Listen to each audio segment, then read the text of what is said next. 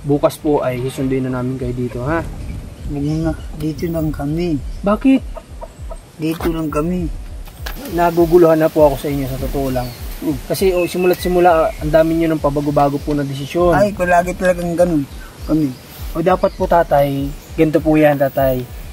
Dapat po tayo, mas may mangyayari sa buhay natin kapag meron tayong disposisyon sa buhay. Kumbaga, diretso tayo kung ano yung isang desisyon natin, yun yung gawin natin. Hindi po yung pabago-bago, bukas magbabago, bukas iba na naman. Hanggang sa minsan, ang hirap natin magdesisyon. Kasi unang-una nyo naging desisyon, titira kayo doon ka na Nanay Rowena. Tapos nabago na naman. Ngayon, ay gusto nyo sabi nyo dito, nung una, ipapagawa natin, ayaw nyo dito, gusto nyo ialis kayo. Yung ginawan ko ng paraan, doon kayo sa may pabahay, ayaw nyo na naman, iba na naman ang gusto ninyo. Ako po naguguluhan na sa inyo, sa totoo lang, nasakit po ang ulo ko kakaisip sa inyo. Magandang araw po sa lahat ng mga manonood natin. Ngayong araw po ay nandito kami sa lugar nila Tatay Doro para kamustahin natin sila kasi by tomorrow ay may good news tayo sa kanila. At ayun, pasensya na kayo, wala kaming microphone ngayong araw na iwan namin yung mga cord. So hindi naasahan, kaya cellphone lang yung gamit namin ng microphone ngayon. Kaya tara, samahan nyo na po kami ni Rans para kamustahin natin yung mag-asawa.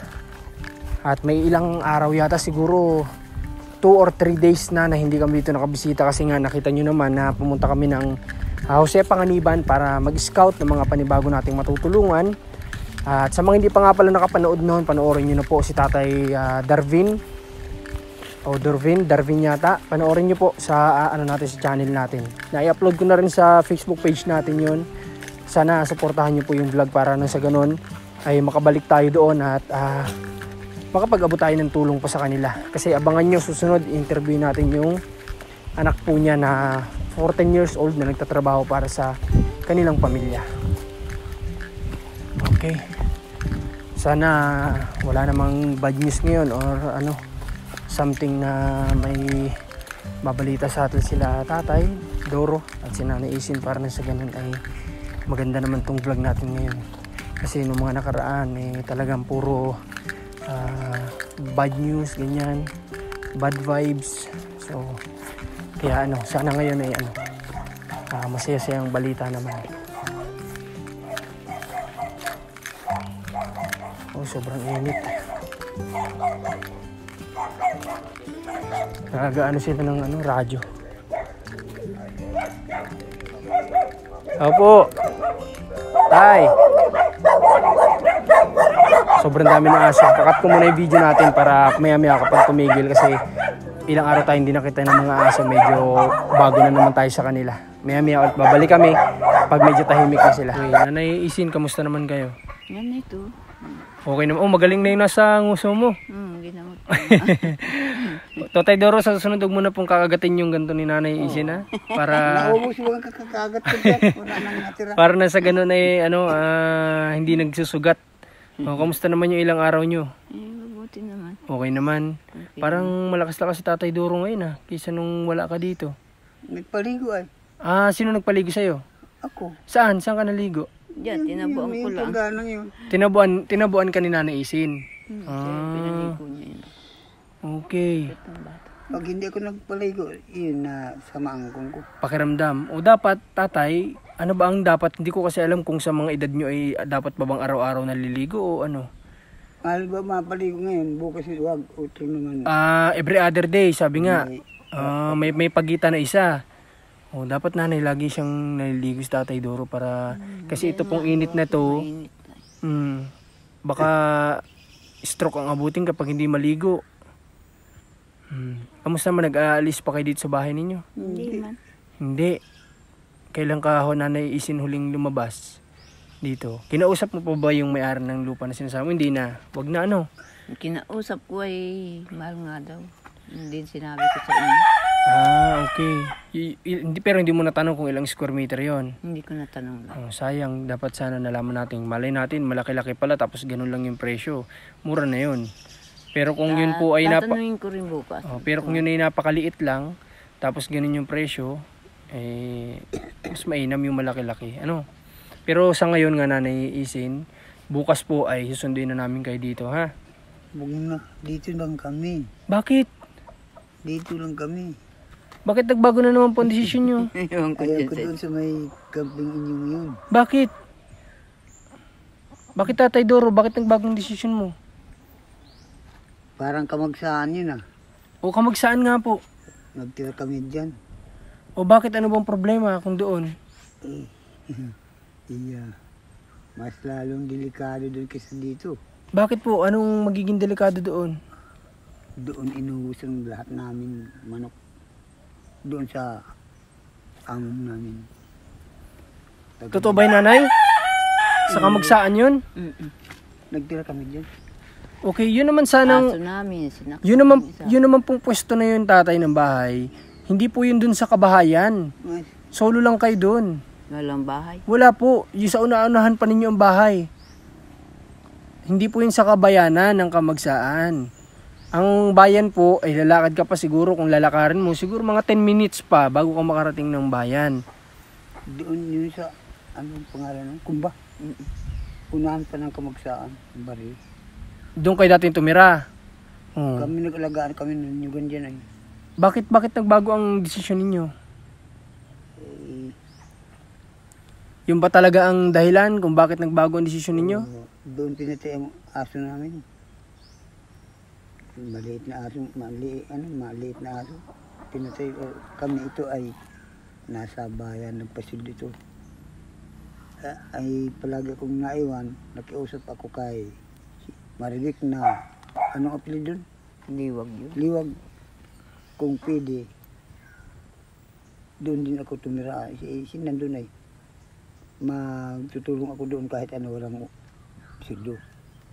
Nagpayag ngayon ay bihira namin na bisita ang mga manok. Kaya pagbisita nyo, ano bang ginawa sa mga manok ninyo? Ninakaw, pinatay? Ang dinig namin sa mga kwento, nagkuha ng mga paraino, yun ang gihinuli, ginagawang pulutan. Ginagawang pulutan. O mga taga Manila Okay. Tatay Doro, naguguluhan na po ako sa inyo sa totoo lang. Kasi simula't simula, ang dami nyo ng pabago-bago po na desisyon. Ay, palagi talagang ganun kami. O dapat po tatay, ganito po yan tatay. Dapat po tayo, mas may mangyayari sa buhay natin kapag meron tayong disposisyon sa buhay. Kumbaga, diretso tayo kung ano yung isang desisyon natin, yun yung gawin natin. Hindi po yung pabago-bago, bukas magbabago, bukas iba na naman. Hanggang sa minsan, ang hirap natin magdesisyon. Kasi unang-una nyo naging desisyon. Titira kayo doon ka na Nanay Rowena. Tapos nabago na naman. Ngayon, ay gusto nyo sabi nyo dito nung una. Nung papagawa natin, ayaw nyo dito. Gusto nyo ialis kayo. Ngayon ginawan ko ng paraan, doon kayo sa may pabahay. Ayaw nyo na naman. Iba na naman ang gusto ninyo. Ako po naguguluhan na sa inyo. Sa totoo lang, nasakit po ang ulo ko kakaisip Akala sa ko inyo. ay malapit doon sa mga aleryon. Kalay na lapit Ang siya. mag-anak niya. Hindi naman po namin kayo ilalagay sa lugar kung alam namin papahama kayo. Yun, ikaw magdesisyon, ikaw nag-ayaw ay. Bahala ka. Buo po ba ang pasya ninyo? Na dito na lang kayo. Nagsasalawahan ang isip namin ay Gusto ko po sana marinig ko ngayon yung desisyon ninyo. Mag-decide po kayo ngayong araw din mismo. Para po na sa ganun ay alam ko po ang pwede pa natin gawin. Ano po ba ang desisyon ninyo, tatay, nanay? Ay, ewan ko yun sa kanya, siya nag-desisyon. Kala ko ba nung una ayaw nyo dito dahil baka sabi mo nga kung di ikaw ang mawawala ay may isa sa kapitbahay man ninyo kasi nga hindi kayo nagkakasundo dito. Kaya nga sabi ko wag na muna tayo magpagawa, doon na kayo para on the spot makalipat para hindi na kayo magtagal dito. Bahala ka, Doon maganda ang pwesto, napakalayo ng kuhaan nyo ng tubig dito, doon mas malapit. Pangalawa, tahimik din, parang ganito din kasi wala namang kayong kapitbahay. Pangatlo, maayos ang titirahan ninyo. Pang-apat, malawak na taniman meron kayo. Panglima, may palikuran kayo. Dito wala kayong palikuran. Hindi ko alam kung saan kayo dumudumi dito. doon. May tuklawin yung puwet nyo ng ahas dyan. Di ba? Doon may palikuran. Dito wala. No, tinatanong ko, bahala ka. Dito kasi, ito ang ginagawa nila tatay at nanay. Tama naman ito. Na, kumbaga, yung padre de pamilya yung nasusunod. Pero sa ganito kasing kaya nga tinawag na partner, dalawa kayo dyan mag-uusap dapat. Parehas opinion ninyo ang hihingin nyo sa isa't isa. Para na sa ganoon ay makabuo kayo ng isang desisyon. Kuha mo daw yung aso doon. Maingay. Ano po nanay, ang desisyon nyo, pag-usapan nyo ni tatay, ngayon din mismo para alam namin. Bahala ka. Ano po ang inyong desisyon? Dahil sa totoo lang, ako po'y nalilito na sa inyo. Hindi ko na po alam kung ano pa yung pwede ko sa inyo. Kasi every time na pupunta ako dito, may ibang desisyon. Baka sa susunod na punta ko dito, iba na naman yung mapag-isipan ninyong desisyon. Baka gusto niyo naman sa Maynila na. O pag nilipat kayo Maynila, baka pag binisita kayo doon, gusto niyo sa Amerika naman. Ano po ba talaga ang desisyon niyo sa buhay ninyo? Ano ba talaga ang gusto ninyong mangyari?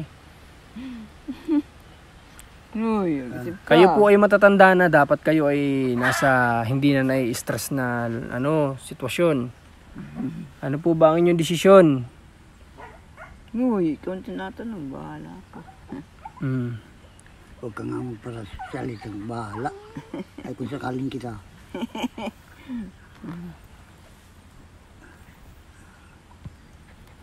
Ang pag-iisip na kakakuan eh.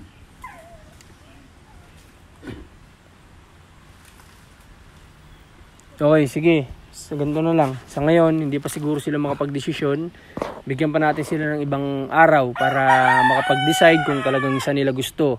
Pero tayo, kaya nga tayo dito pumunta sa ngayon para ipaalam sana sa kanila na bukas na bukas ililipat natin sila. At yun nga, pinapaayos ko nga doon.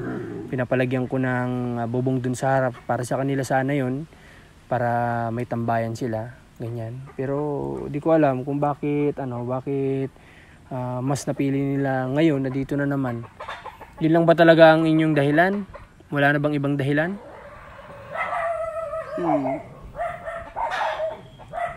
Gusto nga akong patayin ng kapatid na tinirahan namin. Doon. Bakit tatay? Baka matapang ka din kasi. Hindi. Kasi ang matapang doon yung panganay. Ay, ikaw ba? Hindi ka ba matapang? Ay, sasakalin mo nga si Nanay Isin. kaya kung sakalin niya, asawa. Pero hindi dapat. Mali. Hindi ko pa nga inasakal. Kahit isa. Totoo ba yung nanay? Hindi ka pa ba niya nasasaktan kahit isang beses? Si Tatay Duro ang saktan mo ngayon. Kasi hindi ka niya sinasaktan. Saktan mo nanay. Biro lang. Okay. So nanaisin, ganito na lang ang gagawin natin. Bibigyan ko pa kayo ng ilang araw pa para mapag-isipan ha. Kasi sa ngayon si Tatay Duro nahihirapan talaga siya mag-isip. Ayoko naman ma-stress si Tatay ng baka magkasakit pa. Mas mainam na mapag-isipan ng matagal na panahon. May bako, kamusta kayo Nanay Rowena? Wala pa rin ba kayong pag-uusap? Wala pa rin hanggang sa ngayon. Si Tatay Doro sa mga anak niya, noong naging plano nung nakaraan na gusto siyang kunin. Masulpot na lang daw sila dito. Mabisita raw baga? Sino po ang bibisita? Si Estelita ni Pedro, yung dalawa. Sino po yun? Anak ko. Anak niyan dalawa. Saan nyo nakausap? Saan? Paano nyo nalaman? Sa pinsan ko dyan. Tumawag sila doon? O nagbigay sila ng message lang na ganun ang gagawin nila? Nagkuhan sila sa amin. Nagsabi, bibisitaan niya kami nanay dito, sabi ni Pedro. Saka si Estelita. Bubulwag na lang daw sila. Secret pa daw. Pero Tatay Doro, anong masabi nyo? Anong masabi mo nanay doon sa naging desisyon sana nila noong nakaraan na gusto si tatay kunin? Ay, wag na. Ikaw Nanay Isin, anong masabi mo doon? Ay, sabi ko nakay Duro ang desisyon. Si ang ama, ay bahala siya. Ay, ayaw naman Hindi na rin siya sasama. Pero kung aalis si Tatay Duro, may iwan ka dito. Yun lang. Hiwalay. Pero hindi na daw siya makalit. Pero hindi naman natin nahayaan na mangyari na magkahiwalay pa kayo, no? Kasi nakita naman namin si Tatay Doro nung nakaraan kung gaano siya kahina nung wala ka. No? Kamusta naman ang pakiramdam ngayon ni Tatay Doro? Ano bang kumusta yung nararamdaman niya nung nakaraan na ano? Okay na ba? Tatay Doro? Yung pili-pili ko nagdidagdag. Isisigsig ako sa paglakad. Okay. Itong kinagat ng pusa, pawala ang sakit. Wala na. Nandyan pa pero Pero pautay-utay nawawala, ibig mo sabihin. Okay. Ganito Tatay Doro, noong nakaraan 'di ba dapat check up mo kaso biglang dumating si Nanay Isin. Ang gagawin natin, Nanay Isin, bukas samahan mo kami. Ha? Saan? Pupunta muna ako diyan sa kay doktora kung nandiyan siya bukas. Tapos kung nandiyan, susunduin ko kayo dito, samahan natin pa-check up ulit natin siya, ha? Kasi hindi ko si Tatay mabilhan nung iniinom niyang gamot. Kasi baka mamaya low blood na pala, inom pa rin ng inom ng pampababa ng dugo. Hindi maganda, dapat ma-check up muna para mabigyan ulit ng panibagong reseta kung kinakailangan, ano? nung una, dati akong piligawa sa high blood. Dati kang? High blood. Oo. Naalis yun. Mga ilang buwan, kinuha ako ng kapatid ko. Ay, may mga anak pala na sagana sa buhay. Maga, karne. Pagtanghali, karne. Pagka gabi, isda na mga dito. Yun ang bumalik naman. Bumalik na naman. Pero sa ngayon Tatay, ano ba ang pakiramdam mo? Sumasakit ba yung batok mo? Oo. Pero Kasi parehas ang low blood at high blood. Parehas po kasi na sinyalis yan, hindi ba? Kahit low blood ka, minsan sasakit yung batok mo. Kung high blood ka, ganun din. So, hindi mo pwedeng hulaan na porque sumasakit yung batok mo, isip mo high blood ka. Marahil baka mamaya low blood ka na. baka na kako na ipit na ugat yan. Kaya mas mainam bukas Nanay, ha? Samahan mo kami, ha?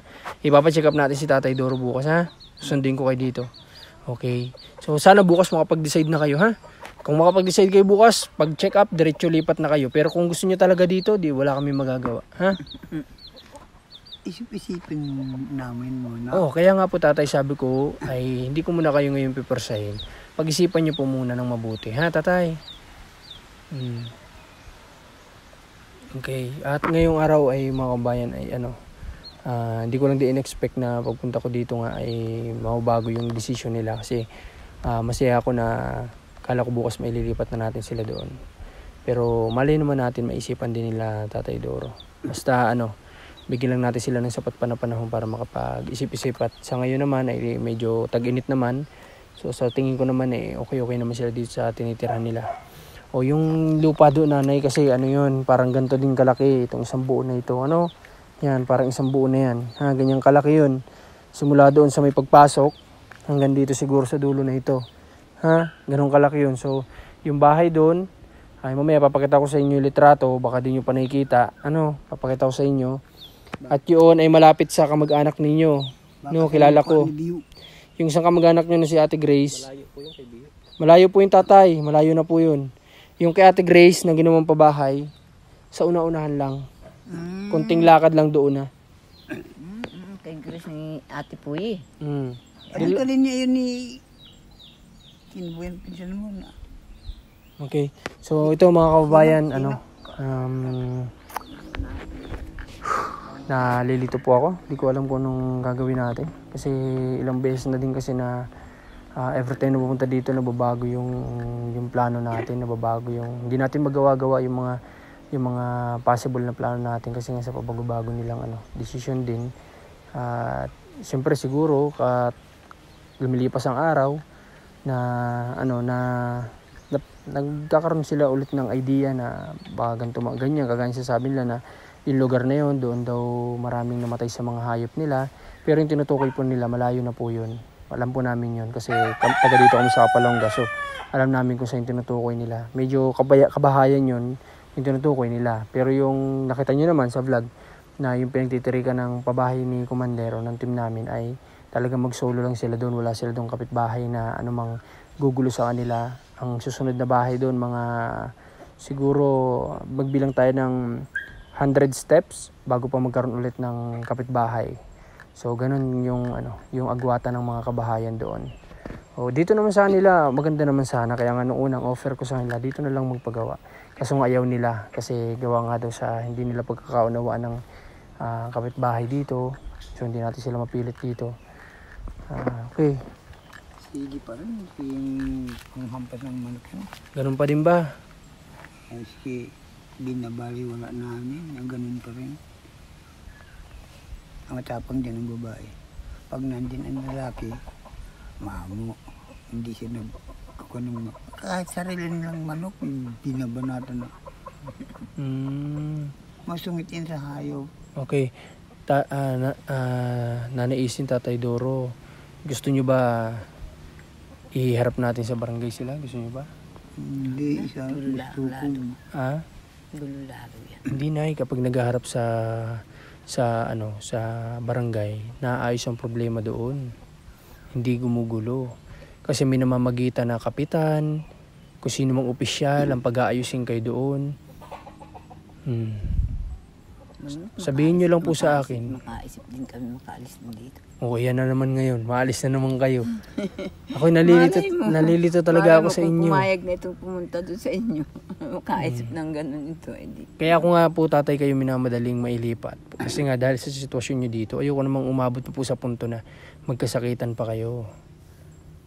Kaya nga gumagawa kami ng paraan para sa inyo. Yung paraan na ginagawa namin, hindi po para sa amin, para sa inyo po yun. Pero decision nyo pa rin po ang masusunod. Kasi hindi naman namin kayo pwedeng ipilitin o ipilit sa mga bagay na gusto namin na ayaw pa naman ninyo. Ha, Tatay Doro? Ano naisin? Okay. Sana bukas pagbalik namin nakapag-decide na kayo, ha? Okay. Kasi nagtira kami dyan sa kumba doon sa kay Labuyo. Nalir. Kung tawagan si Kuya Boy. Yun ang nagkuha ng mga hayop namin. Inubos. Walang natira. Anong taon po ba nangyari yung tatay? Matagal na ba yan? Taon na ang bilingan. Taon na. Kasi taon na rin naman kayo dito. Di ba? Yun naman kasi tatay tinutukoy nyo po na lugar. Sa totoo lang, alam po namin yun. Ha? Kumba. Malayo na po yun. Danawan yun. Oo, hindi po yun dito sa tinutukoy namin. Dito sa tinutukoy namin. Dito yun sa ibaba duro ni Ate Sina. Kampirito. Kaya sa totoo lang mga kabayan, sabihin ko lang din sa inyo, yung pong pinabahayan doon ni Commander, baka isipin ng mga manood o misinterpret nila dahil sa kwento ni Tatay Doro, na baka kaya sila umalis dahil may mga ganito pala, ganyan pala mga tao doon. Hindi po ganun. Kasi kaya po sila umalis dahil po may sunod-sunod na pangyayari na napatawag sila sa barangay na hindi ko alam kung totoo yung sinasabi sa amin ng ibang tao na may nagagawa silang hindi maganda na maging dahilan para ipatawag sila sa barangay. So ngayon, isa na yun sa dahilan kaya sila umalis. Siguro nahiya na rin sila sa mga tao. At pangalawa ay gusto nilang bumalik doon sa dati nilang pinagtatrabahuhan. Kasi ang trabaho nila doon ay napanood nyo naman, alam nyo yan sa mga nakapanood kay Rose sa pamilya niya. Alam nyo naman na nabigyan sila ng pagkakataon ni Commander ng negosyo na tapos nagkaroon ng trabaho, may trabaho si Kuya Rolly, tapos yung kanya namang asawang babae nag-uuling. Alam naman natin ang bentahan ng uling ngayon, mahal. So sa totoo lang may pera sila, may mga tanim pa na pwedeng hindi na mabawas sa pera nila kasi pang ulam na. Kumbaga hindi po yun yung dahilan kasi baka mamaisipin ng iba kaya siguro umalis si na Rose doon dahil ganyan pala yung mga tao doon. Hindi po. Yung tinutukoy po ni Tatay Doro ay ibang lugar po yun, malayo po yun. Doon sa totoo lang napaka peace of mind, may peace of mind ka doon. Peaceful, nandun yung lahat kasi tahimik, presko, walang kapitbahay, walang marites. Sa unahan yun sa lupa ni Alan.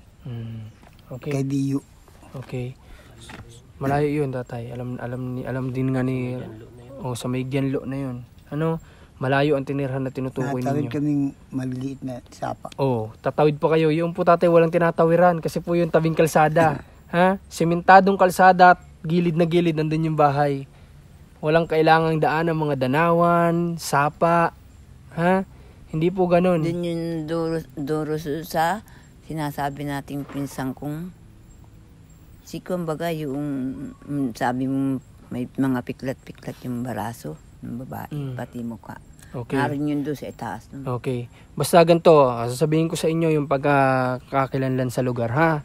Pagkatawid mo ng tulay, di ba? Dadaanan yung kila Ate Grace na pinagawang bahay. Alam niyo yun. Tapos papuntang Selfie Beach. Una-unahan lang konti, ando na. Ha?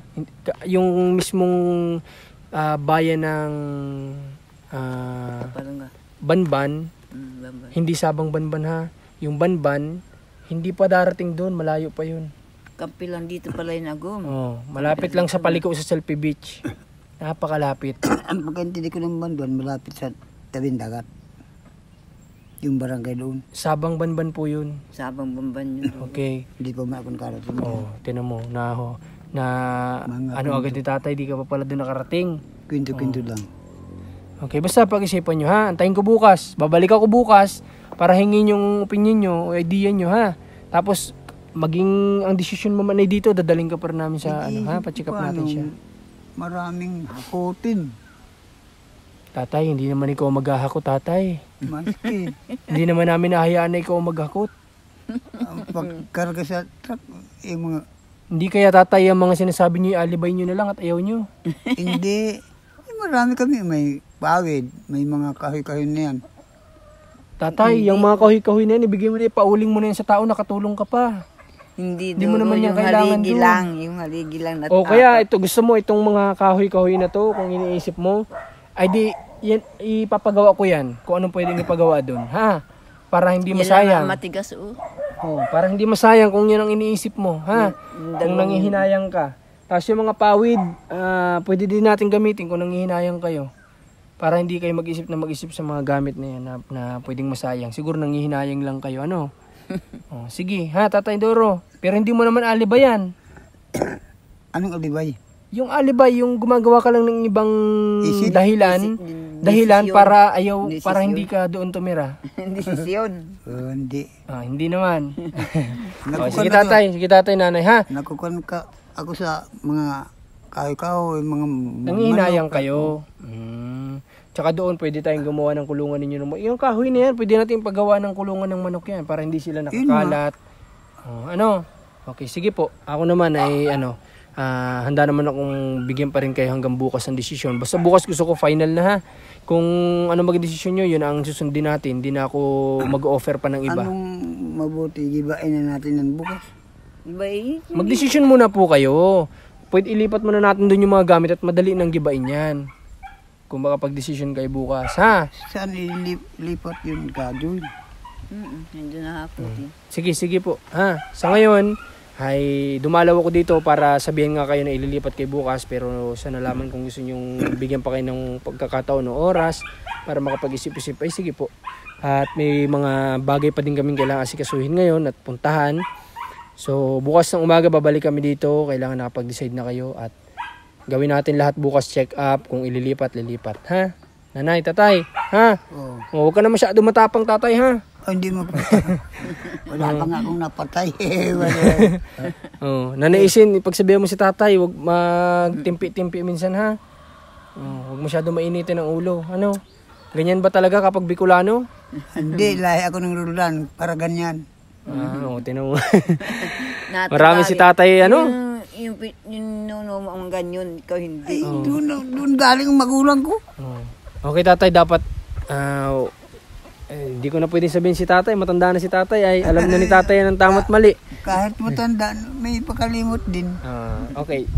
Sa ibang mga kabayan natin, kapag ganyan na alam naman natin na hindi na dapat natin ipagmalaki, huwag na nating sabihin. Lalo na't negative parts sa pamilya natin. Kagaya sinabi ng tatay na yung pamilya niya ay pumapatay o ano man, dapat hindi na natin sabihin kasi kasiraan pa yun sa magiging background natin o ng pamilya natin. Di ba? Magsabihin na lang natin yung mabubuti. Ang pamilya ko galing sa ganito ganyan, tumutulong kami kahit wala kami. Yung sana yung magagandang marinig para may matutunan yung mga viewers natin. Okay, huwag na kayo mag-away, baka magsuntukan pa kayong dalawa. Inabulo sa puso ko itong ibig sabihin, huwag akong magsalita noon. Tama naman si Nanay Isin, kinukontrol ka ng Nanay Isin kasi maraming tao na nakakapanood sa inyo ay baka isipin nila tama pala yun. Pwede palang ipagmalaki yung ganun, pwede palang sabihin yun sa ibang mga tao. Kasi napapanood may mga bata rin pati. May video call yan, Doro. Video call daw. Okay, sige po. Trato. Hindi naman basta-basta yung na ganun. Okay. So mga kabay, ako kasi ang ugali ko sa pag-vlog kung ano yung na-captured natin, yun na yun. Ay ayaw ko po talaga ng yung parang napagtatakpan yung iba, may nasabing negative, puro positive lang ipapakita natin. Kung may negative man na nangyari, negative, wala tayong magagawa, yun talaga yun. So okay lang. Ganito, nanay, tatay, antayin niyo ako bukas ng umaga, ha? Asahan ko yung decision po ninyo. Inaayos ko dun sa bahay para po paglipat ninyo ni tatay, maayos yung ano nyo, ha? May binili na din akong higaan para sa inyo, ha? Para hindi kayo ihiga sa sahig, ha? Nakakama. Sige na, pasok. Ako na, nanay. Ako na mahawak. Baka yung kamang may spring. Ba't ayaw mo ng tatay? Nalangit-ngit? Uy. Ayaw ni tatay ng tumutunog na na katre.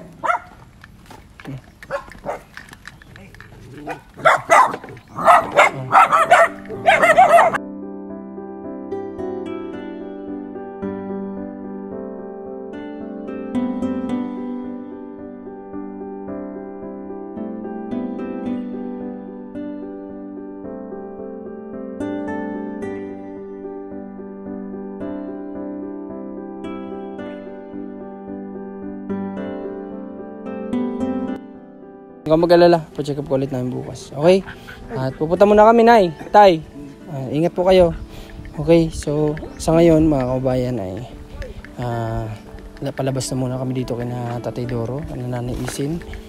At ayun, pagpaumanhin nyo kung minsan po ay natin si Tatay Doro kasi kumbaga may mga nakakapanood po kasi ang gusto ko naman sana yung may matututunan sa channel natin yung ibang mga tao. Yung experience sa buhay, ganyan. So, hindi ko lang din nagustuhan kasi yung parang kahit biro man yun, yung para kinanaisin sa sakaling kita, yung mga ganyan. So, para sa akin hindi lang din magandang pakinggan. Kaya, pasensya na. So, yun. Nagdidito kami para sikasuhin sila, tulungan sila kung hanggang sabot na mga kaya natin, ginagawa natin ng paraan.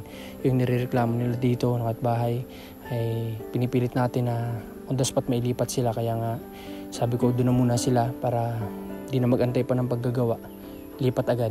So by tomorrow sana yun mangyayari, kaso nga lang mukhang nagbabago na naman yung isip nila. So antayin natin kung ano magiging final decision nila, yun ang susundin natin. Basta tayo binibigay natin yung part natin para makapagpayo kung saan sila mapapabuti. Ayun lang po, sabot ng mga kaya natin, tutulong pa rin tayo. Muli po, Marcos TV Channel, Commander ni Marcos, cameraman natin Rans TV. Supportan niyo yung mga channel namin. At sana lagi kayo nandyan para sa amin. Pagpalain nawa kayo ng Panginoon at ingatan sa araw-araw, lalo yung mga nasa abroad.